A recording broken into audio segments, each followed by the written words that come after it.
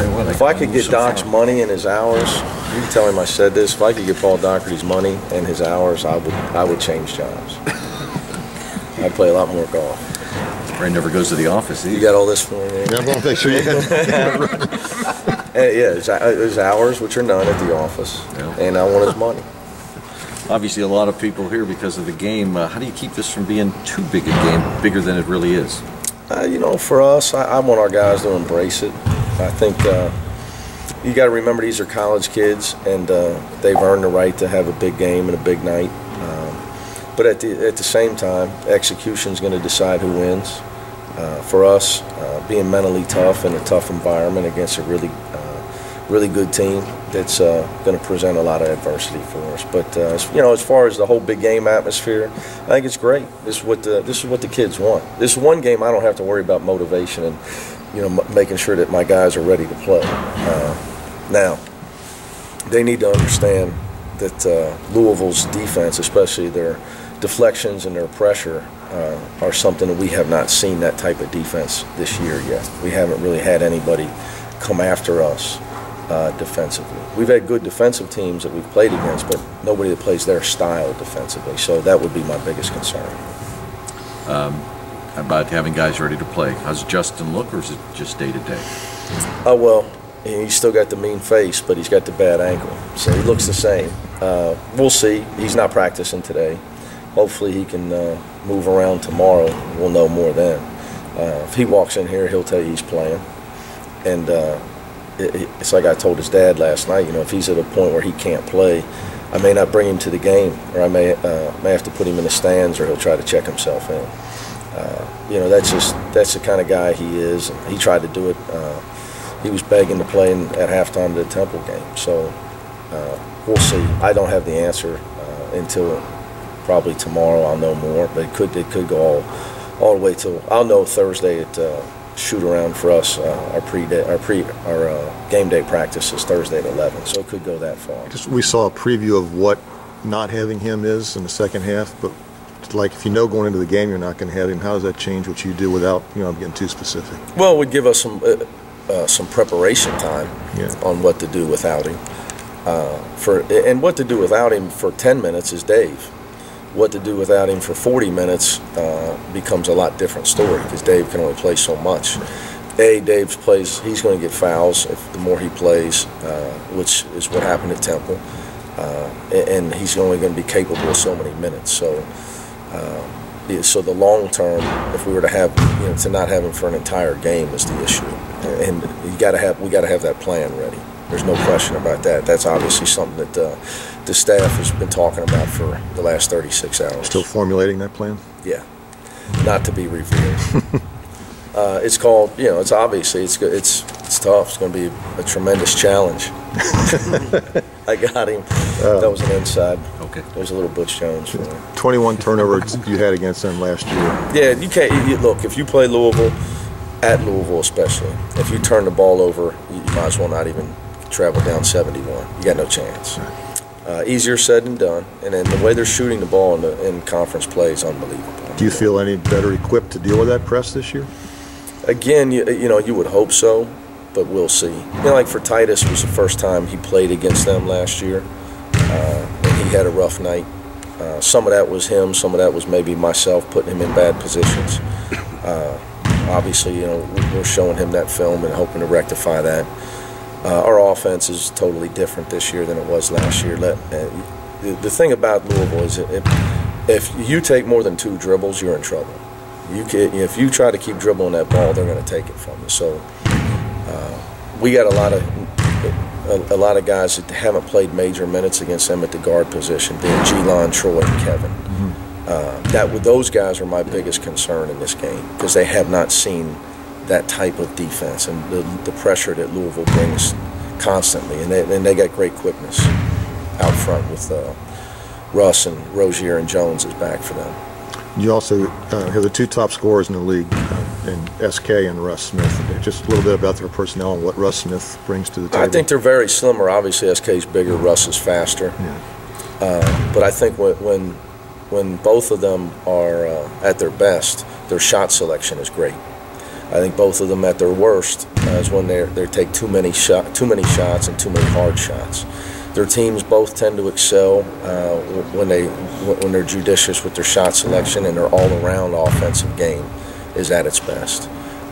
I think if you look at Louisville, that's really what's happened to them since the Memphis game. Russ is shooting 61% from the three-point line, over 50% from the field. That tells you he's not taking ridiculous shots. You know, he's taking team shots. He's not taking me shots. And it's the same with SK. You know, when you got aggressive guys like that believe in themselves, it's a yin and yang on how to coach them, because you don't want to take their confidence away, but at the same time you can't let them go down a path of destruction with their aggressiveness as well. You got the best offensive team in the league in Louisville, the best defensive team in you, but it's not like, as you said, Louisville's not also an excellent defensive team. So. Yeah, I mean, well, they've been a much improved defensive team their last 4 or 5 games, whatever it's been since the Memphis game.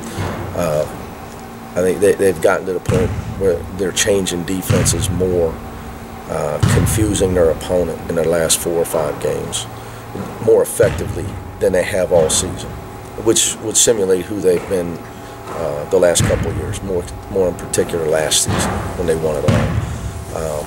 They seem to be more on the same page with what they're doing, what they're changing from man to zone, whether it's possession to possession or within the possession.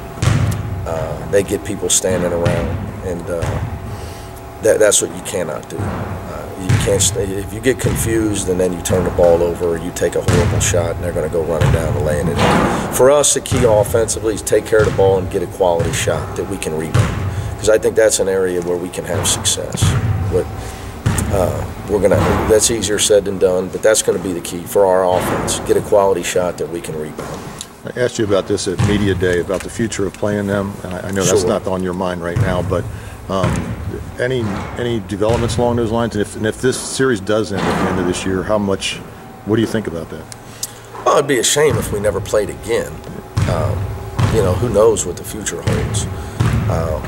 But as far as, you know, their immediate future, like next year, we're already, we had to move on. So, you know, we got some things in the works for a lot of quality non-conference games for next year. But obviously, it's something that I would love to continue the series. So you're playing them would make us better. So you're assuming you're not going to play them next year? Correct. Coach has already, he added Minnesota, they had Memphis. So like he alluded to, well, Memphis asked first. Well, I guess, I mean, why would I ask? We were in the same league until last October. So there was no need to ask. They were already playing Memphis in a non-league game. They had already scheduled that series. So we'll see. You know, hopefully, I got some ideas with multi-team events where we could each play 3 home games and then split US Bank Arena, or do a home and home like we did with NC State, that type of thing. You know, we'll see. But you know, I would be shocked if we never played again. I wouldn't even go down that road. It's just, I think it'd probably be a matter of when. If you don't have Justin, where's the greatest adjustment, offensively or defensively for you? Both, because this year we try to make sure he's in the action, whether he's the screener or the post-up guy on every play. But defensively it eliminates your anchor. As much as SK's a great scorer, he's an anchor for our team on both ends. So it's going to put a lot of pressure on us. And the last part of that is just human capital. We're down to 8 scholarship guys if he doesn't play. With Jamari Strickland and not getting cleared, and Jermaine Lawrence still out. I mean, it just becomes you're trying to go play one of the best teams in the country with 8 guys on scholarship. Not an easy thing to do. How was your relationship with Coach Pitino evolved as you've had more and more success? Does it change than what it was when you first started, where you're not necessarily always trying to prove to him that you're a great coach? Well, I always, having worked with him, I never felt that need at all. I think that it's like, for me with him, it's like an older brother. That somebody, when you know somebody that you can talk to that's going to give you advice solely based on what's in your best interest, it's a luxury. And he happens to be a Hall of Fame coach. You know, for he and I, we don't really talk about basketball much, unless it's my future job, you know, with job situations. We've talked through that a lot. You know, we used to play a lot more golf until I got better than him. And he got word of that through Kevin Willard, and he's conveniently been ducking me for the last few years. So we've definitely changed there, because I used to always be the guy buying lunch and dinner after the round.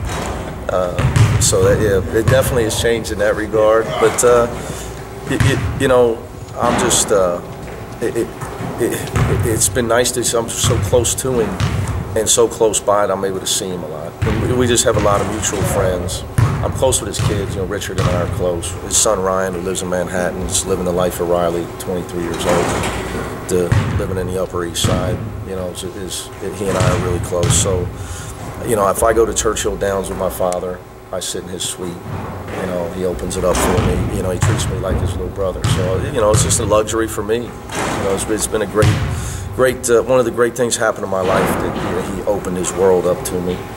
But hopefully I can get him a little pain Thursday night. It's one of those things where the coach that has the coaching tree under him is very proud of it. But you guys all as branches on the coaching tree, are you guys all proud of that too? How so many people that have been under him have had success to you? Oh, definitely. It's definitely, you know, it's just different. You know, he has a faction of people that worked for him years ago that or played for him. You know, for me, it's more the Louisville people. It's Kevin Willard, Scotty Davenport, Marvin Menzies, Steve Masciello, those kind of guys. But you know, even with that, I'm close with Ralph Willard and Herb Sendek as well. So it's just nice to be able to, you know, you're a part of something in a network that's become a real special thing in college basketball when you think about it, and you're able to talk to those people for advice for your career, and then you reach out and get help. So it was a great thing at the Hall of Fame. We had a blast. And it was great to get to see everybody. His tree's so big you can't mention everybody. Yeah. You know, it's just, you know, we had about 6 rows of guys coaching.